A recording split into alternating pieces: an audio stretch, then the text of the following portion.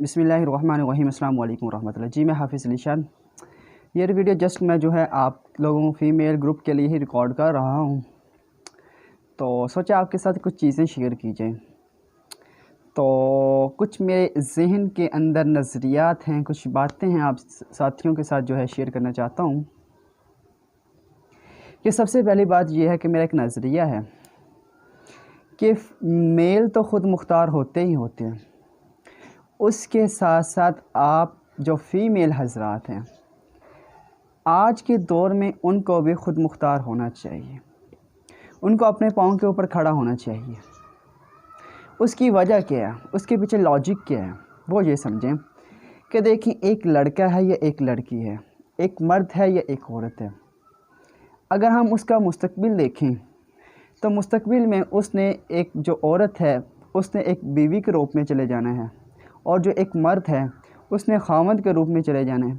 अगर फिर उससे बढ़कर आगे देखें तो एक औरत ने माँ बनना है और एक मर्द ने बाप बनना है।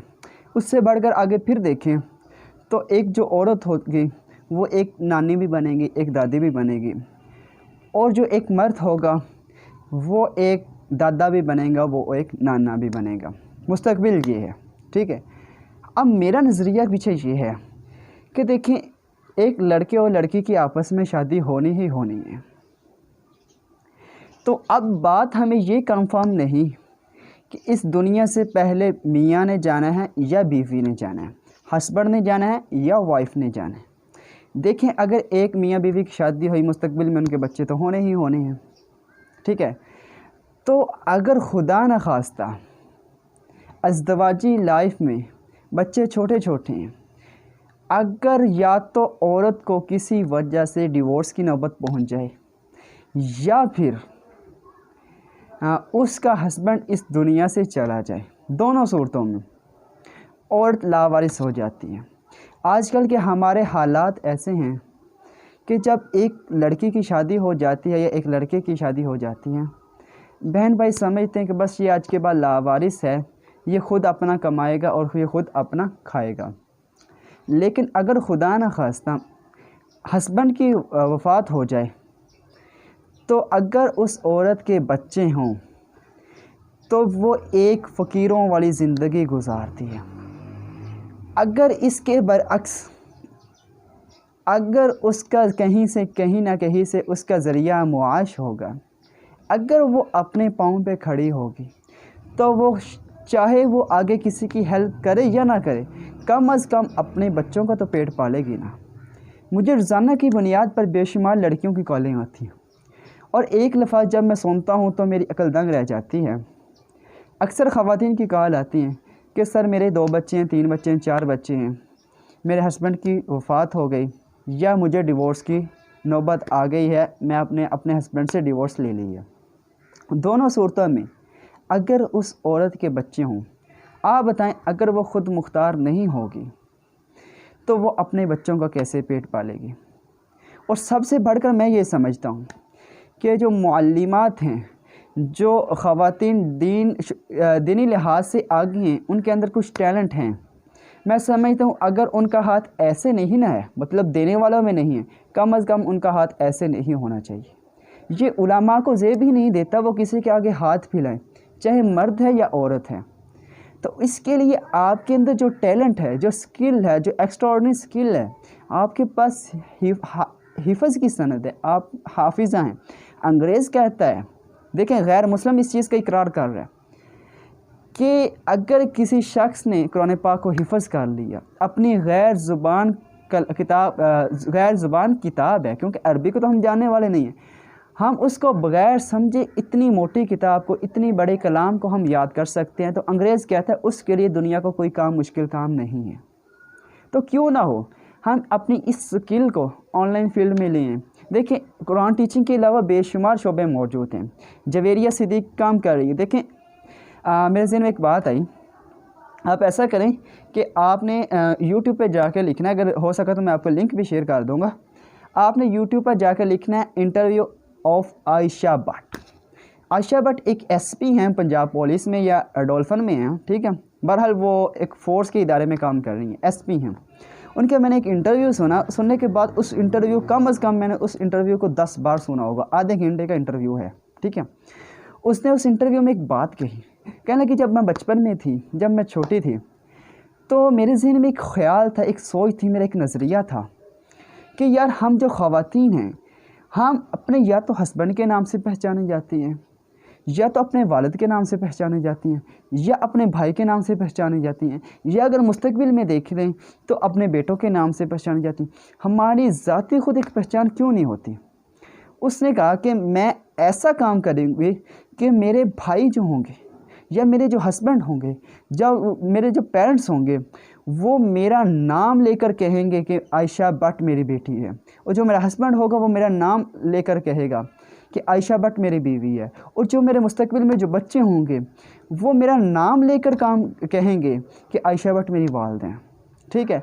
उसने फिर क्या किया, एक मुस्तकिल मेहनत के साथ, मुस्तकिल मिजाजी के साथ उसने काम किया, CSS का एग्ज़ाम पास किया, अब वो SP के जो पोस्ट है उस पे काम करें। बात करने का मकसद ये कि शुरू से एक उसकी सोच थी, अचानक से वो SP नहीं बन गई, उसने एक कमाल, इसका एक नज़रिया था, क्यों ना हो कि मैं एक ऐसा काम करूं कि मेरे नाम से मेरे भाई पहचाने जाएं, मेरे नाम से मेरा हस्बैंड पहचाना जाए। अब SP जो आयशा भट्ट है, उसका जो हस्बैंड है उसका नाम वहाब है, वहाब जाके कहता है इदारों में कि आयशा भट्ट मेरी बीवी है। यार उसने कुछ किया तो फिर ही इसके नाम बना है ना। तो ज़िंदगी में फिर वही बात आ जाती है, ज़िंदगी में कोई काम अचानक से नहीं होता।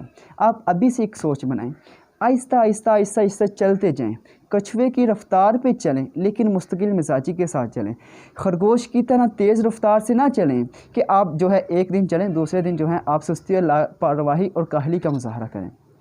तो एक बात अपने आप को जहन में ये बैठा लें कि आपने आज के बाद ये बात जहन में रख लें कि आपने ये सोच लेना, ये बात ठान लेनी है कि हमने ख़ुद मुख्तार बनना है।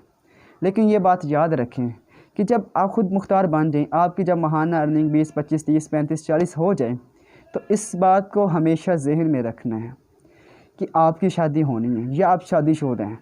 हमेशा खामन खामद ही होते हैं। आपने पैसों की आड़ में आके खामन को जो है ना डिसहार्ड नहीं करना, खामन को डिग्रेड नहीं करना। अगर आप पैसों के लालच में आकर, पैसों की आड़ में आकर अपने खामन को नज़रअंदाज करेंगे तो मैं हत्तर इम्कान ये बात कह सकता हूँ आके आप लोगों को डिवोर्स की नौबत पहुँच जाएगी। देखिए, मर्द को अल्लाह रब्बुल इज़्ज़त ने गैरत दी है। मैं एक मर्द हूँ, मुझे पता है कि मर्द की क्या कैफियत होती है, मर्द की क्या एहसासात होती हैं। तो वो पैसों की आड़ में आकर कभी भी अपनी बीवी की ब्लैकमेलिंग कभी भी बर्दाश्त नहीं करता, ठीक है। तो आपको फ़ायदा ये हो जाएगा, अगर अल्लाह करे सोच तो जैसी होगी वैसा ही अल्लाह रब्बुल इज़्ज़त मामला करते हैं। अपनी अच्छी सोच रख के ख़ुद मुख्तार बने, ठीक है। खुदा न खास्ता आपके ऊपर या आपके हस्बैंड के ऊपर कोई मुश्किल वक़्त आ जाए, तो अगर आपके पास कुछ मुआशी लिहाज से आप स्ट्रॉन्ग होंगे तो आप दुनिया का मुकाबला कर सकेंगे। देखें, ये बात याद रखें कि ज़िंदगी में पैसे की अहमियत इतनी है जितनी अहमियत एक गाड़ी में पेट्रोल की है। जैसे एक पेट्रोल के बगैर गाड़ी नहीं चलती, इसी तरह पैसे के बगैर ज़िंदगी नहीं चलती, ज़िंदगी गुजारना नामुमकिन है। लेकिन इसके साथ ये बात याद रखें कि पेट्रोल, गाड़ी में पेट्रोल अगर हम उसको ऊपर नीचे दाएं जानिब से भर देंगे तो गाड़ी नहीं चलेगी। इसी तरह पैसे की मिसाल है, अगर हम अपनी ज़िंदगी को पैसों से इतना भर देंगे कि हमें पता नहीं चल रहा होगा पैसे कहाँ से आ रहे हैं, कहाँ से जा रहे हैं, तो हमारी ज़िंदगी मुश्किल हो जाएगी। पैसे को अपनी ज़रूरत के मुताबिक इस्तेमाल करें, ज़रूरत के मुताबिक उसके बारे में जो है गुमान रखें, ना कि बहुत ज़्यादा दौलत की तमन्ना करें। ये आपके अंदर जो है ना बेचैनी पैदा करते हैं। जस्ट अपनी ज़रूरत के मुताबिक अगर आपके पास दौलत है ना, मैं समझता हूँ आप दुनिया के खुश तरीन इंसान हैं, खुशकिस्मत इंसान हैं, ठीक है। तो आप कोशिश करके आहिस्ता आहिस्ता आहिस्ता आहिस्ता चलते रहें, एक ना एक दिन आप ज़रूर ख़ुद मुख्तार बन जाएंगे। इस ग्रुप में बहुत सारी लड़कियाँ हैं जो अपने बलबूते पे ऑनलाइन टीचिंग कर रही हैं। उनको मैंने कोई स्टूडेंट नहीं दिया, ठीक है। उन्होंने मेहनत की, आप भी मेहनत करना शुरू कर दें। अगर आप ऑनलाइन फील्ड में आना चाहते हैं तो मैं आपको कहूँगा कि आप साथ साथ कोई स्किल लाजमी सीख लें, एक काम सीख लें, अच्छे से सीख लें। देखें, जो जवेरिया सिद्दीक है वो माहाना लाखों रुपए कमाती है। उसके बाद एक स्किल है, क्या है, वो एनिमेशन पे काम करती है। एनिमेशन कोई बहुत बड़ा सॉफ्टवेयर नहीं है, इसके अलावा हज़ारों अपॉर्चुनिटीज़ मौजूद हैं। आप जो है कोरल को सीख सकते हैं, डिज़ाइनिंग को सीख सकते हैं, आप फ़ोटोशॉप को सीख सकते हैं, आप इलस्ट्रेटर को सीख सकते हैं, आप जो है इन पेज को सीख सकते हैं, आप वीडियो एडिटिंग को सीख सकते हैं, आप वेब डिज़ाइनिंग को सीख सकते हैं। हज़ारों शोबे हैं, जो आपका दिल करता है, जो आपका दिल करे उस काम को भी साथ सीखें। यहाँ पे आखिरी बात करके बात ख़त्म करना चाहता हूँ कि मेरे एक टीचर थे सर अब्बास, यूके से बिलोंग करते हैं, मोटिवेशनल स्पीकर हैं, ठीक है। एक दिन मेरी उनसे गुफ्तगू हो रही थी, मैंने कहा सर मेरा मुस्तकबिल में प्लान ये है कि मैं बच्चों को पढ़ाऊँ, टीचिंग मेरा शौक़ है, ठीक है, टीचिंग मेरा पैशन है। तो बात करते करते उनसे मैंने पूछा सर आप कोई मशवरा देना चाहेंगे? उन्होंने मुझे एक कमाल की बात की, कहने लगे कि अली भाई, वो मुझे भाई कहते, ठीक है, कहने लगे अली भाई ये तो आप कह रहे हैं कि मुझे टीचिंग का शौक़ है, मुझे पढ़ाने का शौक़ है, मुझे कुछ सिखाने का शौक़ है, ये बात एक अलग है, ये तो आप लोगों के लिए करेंगे ना, आप अपनी ज़ात के लिए क्या कर रहे हैं? आप क्यों ना हो सिखाने के साथ साथ खुद एक कंपनी क्यों नहीं बन जाते? आप एक खुद बिल्डिंग क्यों नहीं बन जाते? आप खुद एक किताब क्यों नहीं बन जाते? आप खुद एक इदारा क्यों नहीं बन जाते? वो कहते हैं कि आप अपने अंदर इतना टैलेंट और इतनी स्किल्स पैदा करें कि आप दुनिया के किसी भी कोने में चले जाएं, वहाँ जाकर आप बेरोज़गार ना हो, फिर मैं समझूंगा आप दुनिया के कामयाब तरीन इंसान हैं। अगर आप एक दुकान के मुहताज हैं, अगर आप एक इदारे के मुहताज हैं या किसी भी जगह के मुहताज हैं, फिर आप ज़िंदगी में कामयाब नहीं हैं। आप अपने अंदर इतना टैलेंट पैदा करें, आप अपने आप को इतना यूनिक बना लें कि ज़िंदगी के आप किसी भी कोने में चले जाएं, कम से कम आप अपना पेट पाल सकें। इसके लिए आप लर्निंग पे फोकस करें, रोज़ाना की एक चीज़ सीख लें, सीखें लाज़मी, चाहे कोई बात सीख लें, चाहे कोई स्किल सीख लें, रोज़ाना का एक लफ्ज़ सीखना शुरू कर दें, तो मैं समझता हूँ आप साल में 365 चीज़ें सीख सकते हैं। तो ये 365 चीज़ें जैसे ही आपकी लर्निंग बढ़ती जाएगी, मैं समझता हूँ आहिस्ता आहिस्ता आपकी जो है अर्निंग ऑटोमेटिक बढ़ना शुरू हो जाती है। आप लर्निंग पे फोकस करें, रोज़ाना की बुनियाद पर कुछ ना कुछ चीज़ें सीखें, इंशाल्लाह मैं वारंटी देता हूँ आपकी अर्निंग कभी कम नहीं होंगी। जिस दिन आपने लर्निंग छोड़ दी उस दिन आपकी अर्निंग तो कम होगी और आप खुद की एक मिसाल ऐसी होगी कि आप एक ज़िंदा रूह के साथ जो है सांस ले रहे होते हैं। ज़िंदगी में अगर ऐसा काम करें, कासिम अली शाह साहब बहुत खूबसूरत जुमला फरमाते हैं कि अगर आपके होने से किसी की ज़िंदगी में नहीं फ़र्क पड़ता तो आपके जाने से भी किसी की ज़िंदगी में कोई फ़र्क नहीं पड़ेगा। तो क्यों ना हो लोगों के लिए आसानियाँ पैदा करें, लोगों के काम आए, इससे आपकी कामयाबी के साथ साथ लोग भी कामयाब होंगे। जितने ज़्यादा लोग कामयाब होते जाएंगे, हकीकत में आप खुद कामयाब होते जाएंगे। दुआ में याद रखिएगा। अल्लाह हाफ़िज़।